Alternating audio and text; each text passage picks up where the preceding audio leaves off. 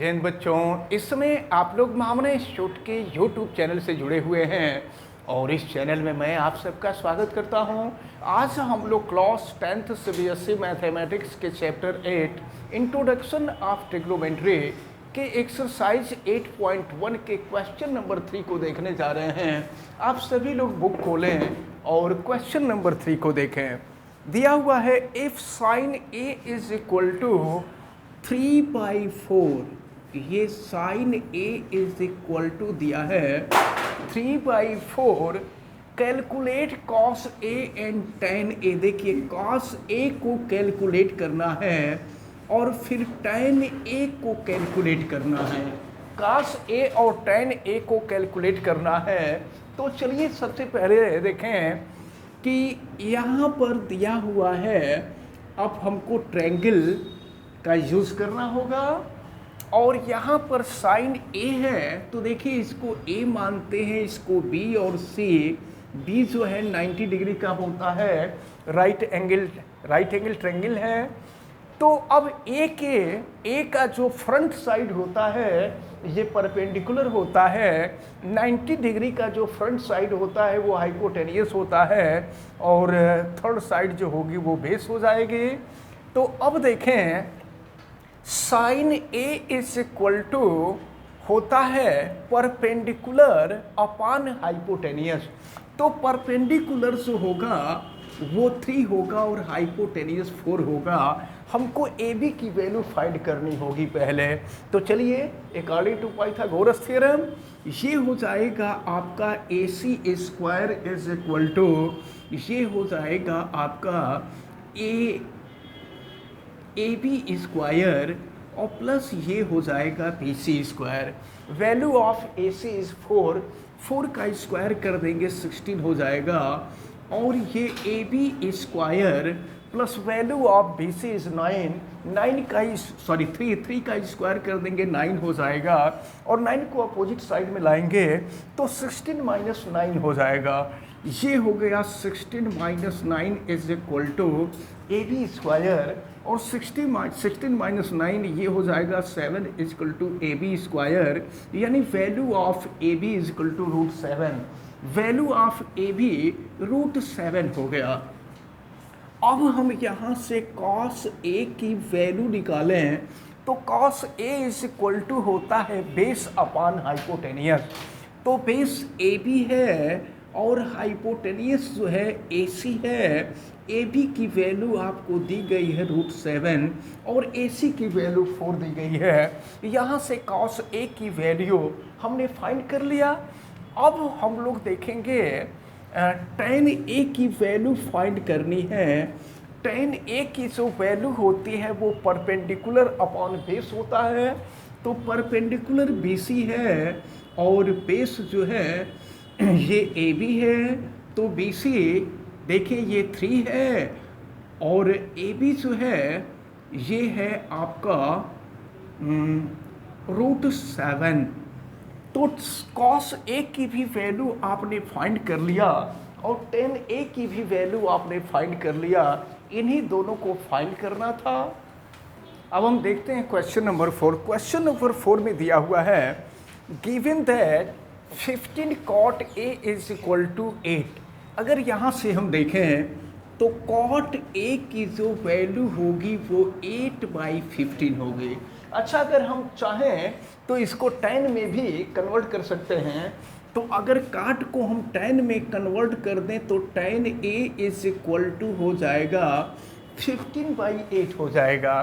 तो अब जो है आपसे देखें क्या पूछा जा रहा है, आपसे साइन ए एंड सेक ए की वैल्यू पूछी जा रही है। Find the value of sine A और सेक ए, दोनों की वैल्यू आपको फाइंड करना है। तो यहाँ पर भी हमको राइट एंगल ट्रायंगल की ज़रूरत पड़ेगी। और देखें ये है ए, ये है बी और ये है सी। और देखें tan A is equal to होता है, ये अगर एंगल ए है तो ये परपेंडिकुलर हो जाएगा, ये बेस होगा, ये हाइपोटेनियस होगा। यहाँ हम 90 डिग्री लिख भी सकते हैं। तो ये tan A is equal to होता है परपेंडिकुलर अपॉन बेस, तो परपेंडिकुलर जो है ये 15 है और बेस 8 है।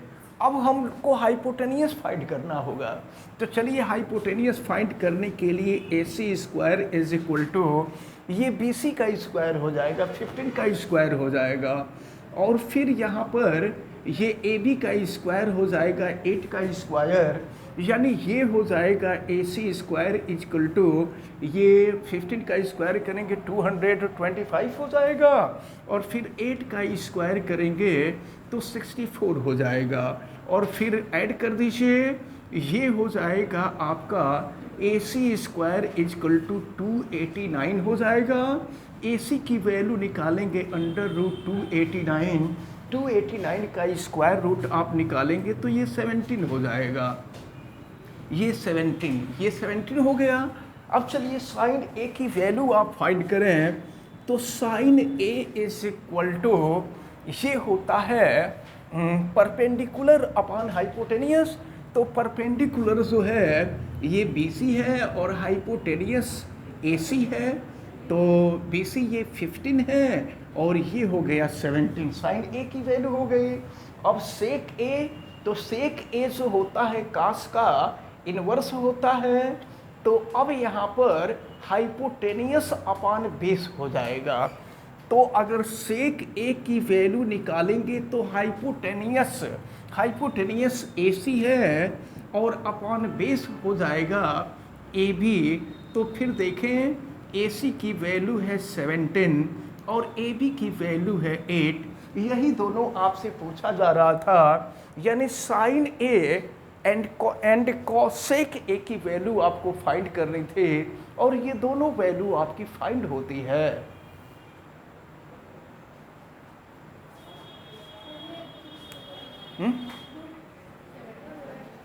AC की वैल्यू निकालेंगे, स्क्वायर बराबर के अपोजिट साइड में जाएगा, तो स्क्वायर अपोजिट साइड में जाता है तो स्क्वायर रूट हो जाता है, तो 289 का स्क्वायर रूट निकाल लोगे 17 हो जाएगा।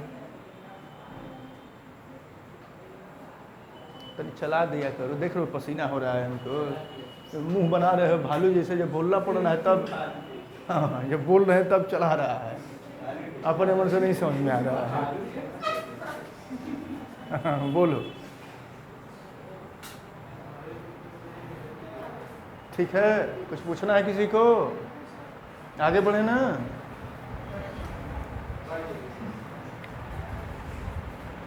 बीच बीच में चला दिया करो तो एकदम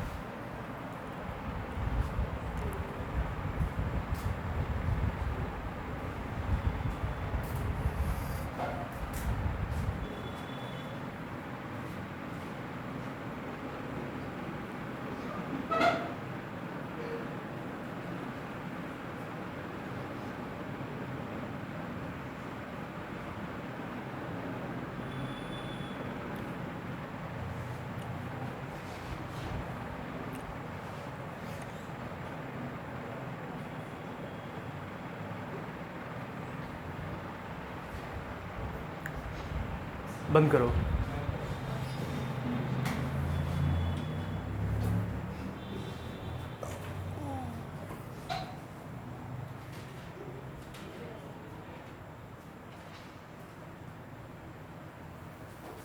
देखते हैं क्वेश्चन नंबर 5 को। क्वेश्चन नंबर 5 में दिया हुआ है, given that sec theta is equal to ये 13/12, तो 13/12, तो देखें हम इसको अगर थीटा हम मान लें तो देखें सेक थीटा है तो sec theta is equal to hypotenuse upon base होता है। तो हाइपोटेनियस जो होगा वो 13 होगा और बेस जो होगा वो 12 हो जाएगा। और फिर देखें पूछा क्या जा रहा है आपसे, calculate all other trigonometric ratios, जितने भी ट्रिग्नोमेट्रिक रेशियोज हैं उनको फाइंड करना है, यानी साइन कॉस टेन, फिर जो है कोसेक कॉट, ये सब वैल्यू हमको फाइंड करनी है। तो चलिए देखते हैं। पहले तो अगर ये सेक थीटा है तो यहाँ से कास थीटा की वैल्यू हम निकाल सकते हैं, क्योंकि इसका इन्वर्स कास होता है, और इसका इन्वर्स कर देंगे तो ये हो जाएगा आपका 12/13। चलिए अब जो है हमको यहाँ परपेंडिकुलर फाइंड करना होगा, तो यहाँ पाइथागोरस थ्योरम अप्लाई करेंगे और फिर यहाँ हो जाएगा AC square is equal to AB square और प्लस हो जाएगा BC स्क्वायर। देखिए AC की वैल्यू 13 है, तो 13 का स्क्वायर कर देंगे 169 हो जाएगा, और ये इज इक्वल टू AB 12 है, 12 का स्क्वायर कर देंगे 144 हो जाएगा, और प्लस ये हो गया BC स्क्वायर 144 लेफ्ट में लाएंगे तो 169 माइनस 144 ये हो जाएगा 25। 25 is equal to BC square हो गया, और यहाँ से BC की वैल्यू निकालेंगे तो स्क्वायर अपोजिट साइड में जाके स्क्वायर रूट हो जाएगा, और 25 का जो स्क्वायर रूट होगा वो 5, यानी यहाँ पर परपेंडिकुलर जो होगा वो 5 हो जाएगा। तो चलिए अब हम यहाँ से साइन थीटा की वैल्यू फाइंड करें, तो sine theta is equal to होता है परपेंडिकुलर अपॉन हाइपोटेनियस होता है, तो परपेंडिकुलर 5 है और हाइपोटेनियस 13 हो जाएगा, और यहीं से इसका रिवर्स कर दीजिए तो कोसेक निकल जाएगा, ये हो जाएगा आपका cosec theta is equal to ये 13/5 हो जाएगा। और फिर tan की वैल्यू फाइंड करते हैं, tan theta is equal to होता है परपेंडिकुलर अपॉन बेस, तो परपेंडिकुलर 5 है और बेस हो जाएगा 12, और यहीं से रिवर्स कर देंगे तो कॉट की वैल्यू निकल जाएगी, ये कॉट थीटा इक्वल टू हो जाएगा 12/5। तो ये जो अदर ट्रिग्नोमेट्रिक रेशियोज थे, ये अदर ट्रिग्नोमेट्रिक रेशियोज हम लोगों ने फाइंड कर लिया। देखते हैं क्वेश्चन नंबर 6 को।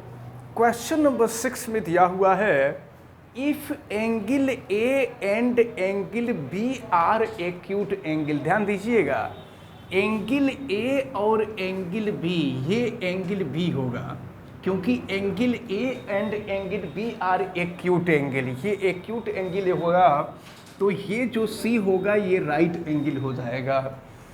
तो if angle A and angle B are acute angles such that cos A is equal to cos B, cos A is equal to cos B, so that angle A is equal to angle B। Proof करना है कि angle A जो है angle B के equal होगा। अब ज़रा ध्यान पूर्वक देखें, cos A जब हम एंगल A को लेंगे तो ये बेस हो जाएगा, ये परपेंडिकुलर होगा और ये हाइपोटेनियस होगा। तो cos A is equal to base upon hypotenuse होगा। तो cos A के जगह पे देखें हम बेस रख रहे हैं AC अपॉन हाइपोटेनियस हो जाएगा AB।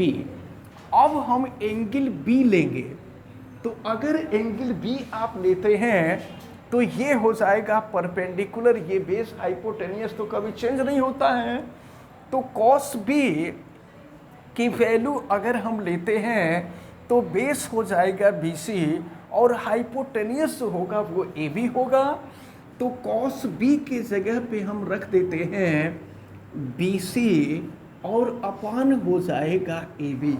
अब देखें AB लेफ्ट में भी है राइट में भी है, तो AB से AB कैंसिल हो जाएगा ये ए सी इज इक्वल टू हो गया बी सी। अब ज़रा देखिए ए सी ये है ए सी, और हम आपको बता दें कि अगर साइड इक्वल हों तो फ्रंट एंगल जो होता है वो भी इक्वल हो जाता है। तो अब देखिए ए सी का जो फ्रंट एंगल होगा वो एंगल बी होगा। ए सी का फ्रंट एंगल ये हो जाएगा एंगल बी, और बी सी, देखिए बी सी का जो फ्रंट एंगल होगा वो एंगल ए होगा, यानी angle B is equal to angle A. तो फिर हम यहाँ लिख देंगे angle A is equal to angle B. तो यही आपको प्रूफ करना था, ये प्रूफ हो गया, यहाँ लिख देंगे दैट प्रूव्ड।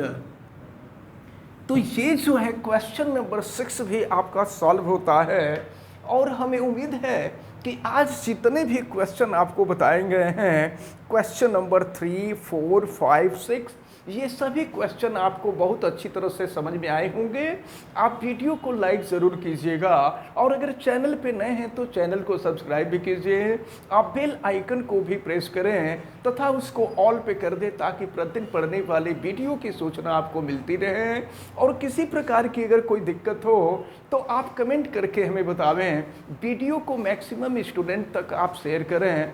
आप सभी लोगों का बहुत बहुत धन्यवाद। जय हिंद।